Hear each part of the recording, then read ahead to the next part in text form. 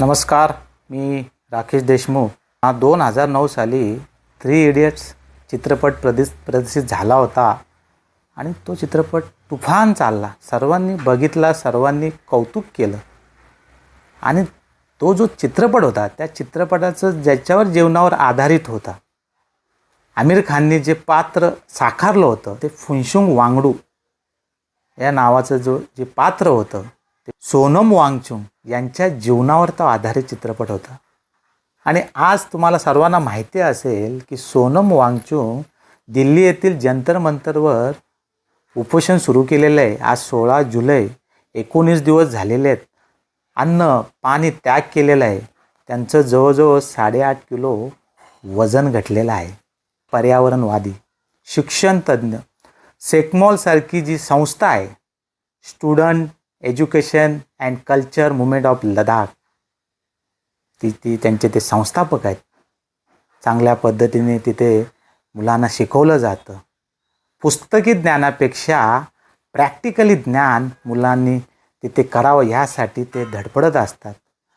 जी व्यक्ती पर्यावरणवादी आहे, शिक्षणतज्ञ आहे, अत्यंत देशातील एक अति महत्त्वाचं ही व्यक्ती आहे. त्याचा जो मुद्दा आहे तो मुद्दा असा आहे की आपल्या देशात जी शिक्षण व्यवस्था आहे आणि त्या शिक्षण व्यवस्थेमधील जो घटक आहे की जो नीट परीक्षा आहे, त्या नीट परीक्षेतील जो कथित गैरव्यवहार आहे, भ्रष्टाचार झालेला आहे, तो भ्रष्टाचार उघड व्हावा आणि त्याची नैतिकता स्वीकारावी म्हणून शिक्षण मंत्र्यांनी तिथे राजीनामा द्यावा अशी त्यांची मागणी आहे.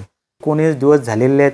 त्या व्यक्तींनी अन्नत्याग केलेला आहे, परंतु त्या व्यक्तीची चर्चा होत नाही. ज्यांच्या जीवनावर आधारित झालेला 3 इडियट चित्रपट सर्वांनी पाहिला, सर्वांना भावला, त्या चित्रपटातील जो कलाकार आहे त्याच्या 3ऱ्या लग्नाची चर्चा होते.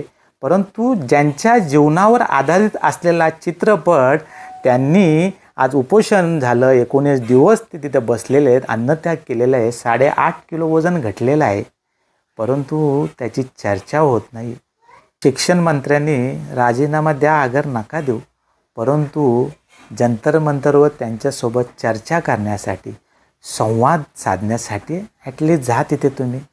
संविधानाने जो आपल्याला हक्क दिलेला आहे, लोकशाही मार्गाने, सनदशील मार्गाने सोनम वांगचुक त्या ठिकाणी उपोषण सुरू केलेलं आहे.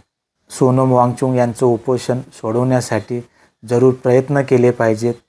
केंद्रीय शिष्टमंडळ त्या ठिकाणी गेले पाहिजेत. कोणी केंद्राचं प्रतिनिधी असेल, कोणी असेल त्या ठिकाणी जा.